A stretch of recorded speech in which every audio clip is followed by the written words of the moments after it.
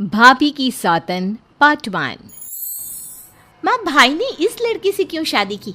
मुझे ये अधीरा बिल्कुल पसंद नहीं है। बेटी, अब क्या कर सकते हैं। मैं भी तुम्हारे भाई की शादी इस लड़की से नहीं कराना चाहती थी, लेकिन समर्थ की जिद के आगे मुझे झुकना ही पड़ा। समर्थ ने अपनी पसंद की लड़की अधीरा से शादी की है, लेकिन उसकी माँ मंजू और बहन सौम्या को अधीरा बिल्कुल पसंद नहीं है। समर्थ की माँ ने तो अपने बेटे के प्यार के आगे अपना सर झुका लिया और दोनों की शादी करवा दी, लेकिन सौम्या ने अभी तक हथियार नहीं डाले थे। वो अभी भी अपनी भाभी को घर से निकालने की हर मुमकिन कोशिश कर रही है। बहू, ओ बहू, आज चाय मिलेगी या नहीं? लाई माँ जी। एक तो समर्थ भी न जाने कहां से इस लड़की को पकड़ कर ले आया है। हर काम ऐसे करती है मानो हाथों में मेहंदी लगी हो। लीजिए माँ जी चाय। अच्छा, तो ले आई तू चाय। मुझे तो लगा था कि तू सुबह की चाय दोपहर के खाने के बाद देगी। माँ जी, दूध वाला लेट आया था, इसलिए चाय बनाने में लेट हो गई। इतने में सौम्या वहां आ जाती है। माँ, मैं अपनी सहेली देविका से मिलने जा रही हूँ, शाम को आऊंगी। सौम्या, मैंने तुम्हारे लिए नाश्ता बना दिया है, पहले नाश्ता कर लो फिर चली जाना। मुझे आपके हाथ का बेस्वाद खाना नहीं खाना। मेरी सहेली देविका बहुत अच्छा खाना बनाती है, मैं उसके यहाँ खा लूंगी। ओके माँ, बाय, मैं चलती हूँ।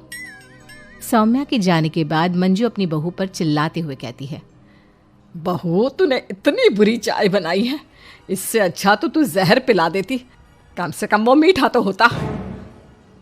अगर मेरे बस में होता तो चाय की जगह जहर ही दे देती। कुछ कहा तूने? अब नहीं माँ जी, मैं दूसरी चाय बना देती हूँ। रहने दे, मैं जा रही हूँ अपनी बहन के घर, तो घर का सारा काम करके रखना, शाम तक आ जाऊंगी। और हाँ, रात के खाने में कुछ अच्छा बना लेना। मंजू अधीरा पर हुक्म चलाकर चली जाती है। अधीरा बड़बड़ाती हुई किचन में जा रही होती है कि तभी समर्थ वहां आ जाता है। अधीरा, नाश्ता लाओ जल्दी से, ऑफिस के लिए देर हो रही है।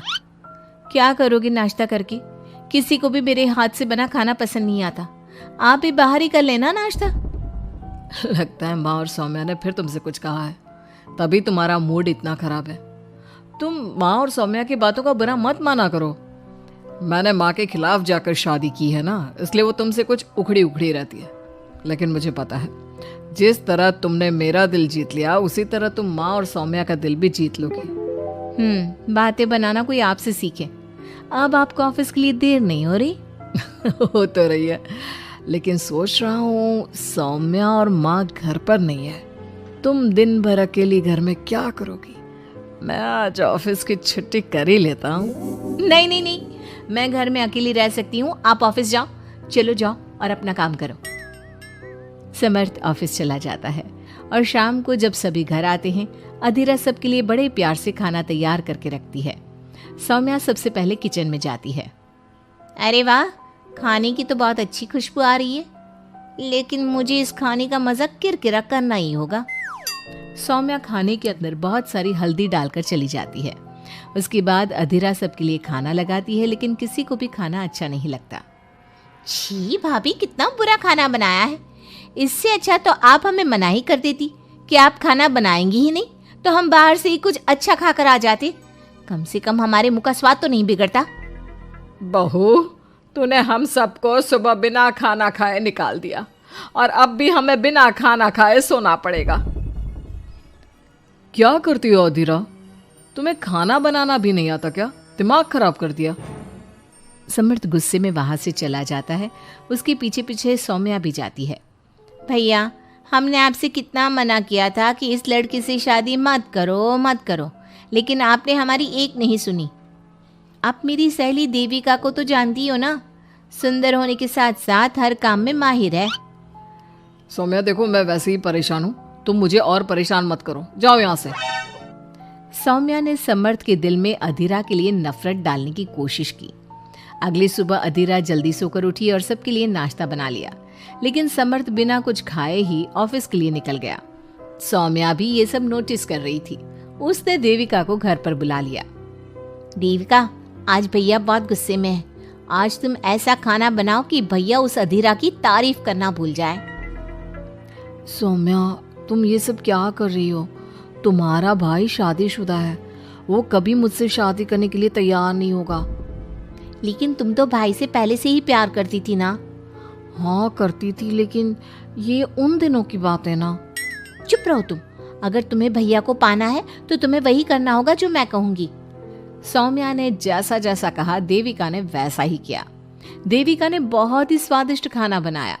शाम को सभी लोग इकट्ठा हुए और सबने एक साथ मिलकर खाना खाया। इतना मजेदार खाना खाकर सबने देविका की खूब तारीफ की। समर्थ ने अपनी पत्नी को ताना देते हुए कहा, अधीरा, देविका ने कितना अच्छा खाना बनाया है। तुम्हें देविका से खाना बनाना सीखना चाहिए। अब तो ये रोज की बात हो गई। सौम्या हर बार देविका को अपने घर बुलाती और किसी न किसी बात पर अधीरा को शर्मिंदा करती। सौम्या अपने भाई की बात देविका से कराने लगी। अब समर्थ भी देविका से प्यार करने लगा। सौम्या ने अपने भाई से कहा, भैया आपको देविका पसंद है ना? अरे तुम ये क्यों पूछ रही हो? क्योंकि मैं चाहती हूँ कि आप देविका से शादी कर लो। अरे सौम्या, ये मुमकिन नहीं है, क्योंकि देविका मुझसे शादी करने के लिए कभी तैयार नहीं होगी और अधीरा भी इस रिश्ते से खुश नहीं होगी। आप देविका की चिंता मत करो, उससे मैं बात कर लूंगी। आप बस अधीरा भाभी को समझा दो। सौम्या की बात सुनकर समर्थ अधीरा के पास जाता है। वो उससे अपनी और देविका की शादी की बात करता है। अधीरा, मैं देविका से शादी करना चाहता हूँ। क्या? आप शादी करोगे? लेकिन क्यों? क्योंकि मैं उससे प्यार करता हूँ।